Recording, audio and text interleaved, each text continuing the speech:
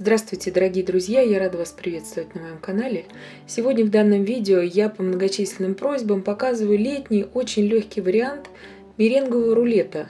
Готовится он совсем несложно, очень быстро и также быстро он съедается.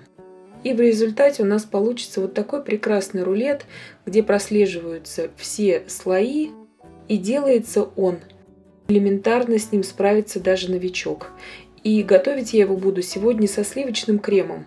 Я считаю, что самым подходящим кремом именно для меренгового рулета. Итак, сначала мы будем выпекать сам корж. Для коржа мне понадобится, здесь у меня 180 грамм белка. Белки у меня комнатной температуры. Щепотка соли, 8 грамм ванильного сахара. Вы же можете брать ванильную эссенцию, все, что вы захотите. И начинаем взбивать до такой пышной пены, где-то примерно минуту. Когда у нас образовалась вот такая пена, я туда порциями начинаю вводить 250 грамм сахарной пудры. Сахарная пудра не должна быть с крахмалом, а чистая сахарная пудра. И я не советую вообще брать для этого сахар. Именно сахарная пудра здесь нужна.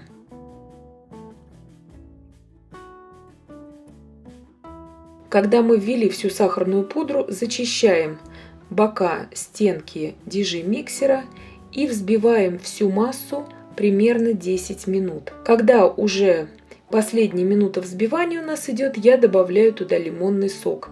1 чайную ложку лимонного сока. И взбиваем вот до такой глянцевой пышной меренги. Примерно 10 минут. Меньше взбивать не нужно, я не советую. Здесь вообще основная проблема у многих, у кого не получается меренговый рулет, это то, что недовзбита меренговая масса, вот эта белковая масса. Когда мы взбиваем белки, они должны быть очень хорошо отделены тщательно от желтков. И посуда, в которой взбивается меренга, белковая масса, она должна быть полностью обезжирена. Это первое, на что нужно обратить внимание. И белки комнатной температуры берем. Итак, взбилась у меня масса, прошло 10 минут. Я выключаю миксер. Миксер у меня 700 Вт. Вы также можете это взбивать ручным миксером, но чуть подольше тогда. Здесь очень важно, чтобы именно вот такая консистенция упругой меренги была. Видите, вот такая вот меренга получится у нас.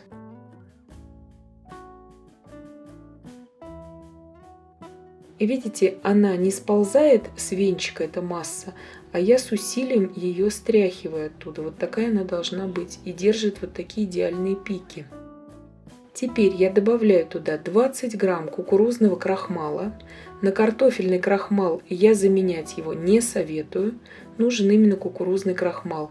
И складывающимися движениями очень аккуратно лопаткой я перемешиваю. И в итоге получается вот такая у нас масса. Духовка у меня уже разогрета на 155 градусов Цельсия, режим вверх-вниз без конвекции.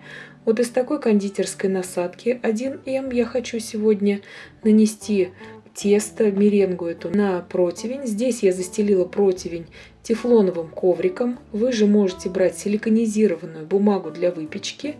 Или же, если у вас обычная бумага для выпечки, ее нужно слегка смазать подсолнечным маслом без запаха.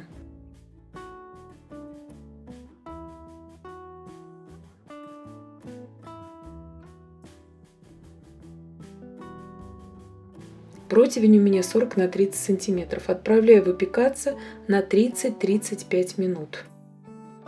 Пока печется корж, я быстро приготовлю крем. Самый незамысловатый, самый простой крем. 100 мл очень хорошо охлажденных сливок для взбивания, 30% жирности, 2 пакетика ванильного сахара 16 грамм и сыр маскарпоне 250 грамм. Крем готов буквально через уже 2 минуты. Как раз выпекся у меня корж. Я сейчас его извлекаю из противня. Это нужно сделать обязательно, чтобы он у вас не отсырел, как только можем дотрагиваться до него. Беру бумагу для выпечки, накрываю корж и переворачиваю на этот пергамент корж. Снимаю аккуратно тефлоновый коврик, он прекрасно отходит от коржа. И как только у меня остыл корж полностью, я наношу на него крем. Крема здесь вот 350 грамм крема – это оптимальное количество именно для наполнения вот такого размера рулета, то есть 30 на 40 сантиметров размер коржа. Больше здесь брать нет смысла для такого летнего варианта. Также я наполняю его сегодня свежей малиной. Вы же можете любую ягоду брать по вашему вкусу. Здесь у меня 125 грамм малины. И начинаю с помощью пергамента аккуратно заворачивать рулет. Поверхность рулета не должна абсолютно прилипать ни к пергаменту, ни к рукам. То есть она должна быть абсолютно сухой и слегка даже так похрустывать. То есть она должна быть абсолютно не липкой. Если же она у вас липкая и не хрустит, значит вы что-то сделали неправильно. Заворачиваем аккуратно рулет. Сейчас я беру также подложку, аккуратно переношу на нее рулет и закрепляю все это линейкой. И я отправляю рулет примерно на 1,5-2 часа в холодильник, чтобы крем стабилизировался. У меня прошло около 2 часов, я достала рулет, теперь его можно уже нарезать. Смотрите, как он прекрасно уже нарезается обычным ножом. Все слои прослеживаются. Это просто вот краешек здесь у меня, и уже следующие слои пойдут, конечно же, с ягодой. И вот такой прекрасный разрез получается у нас в рулете.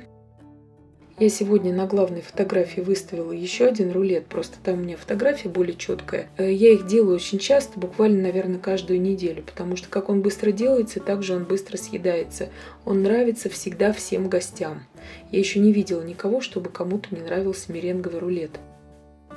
И главное правило в нем, на мой взгляд, все-таки, это правильно взбить белковую массу. Если у вас хорошо взбита белковая масса, проблем у вас никаких не будет. То есть минимум 10 минут ее взбиваем. Вот так прекрасно он надламывается вилкой. Это нежнейший, как облако, десерт, который буквально тает во рту. Он не тянется за вилкой, получается очень вкусный и воздушный. И я надеюсь, что видео было полезным и познавательным. Подписывайтесь на мой канал, ставьте лайки, пишите комментарии. Я всем желаю больших успехов и до встречи в новых видео.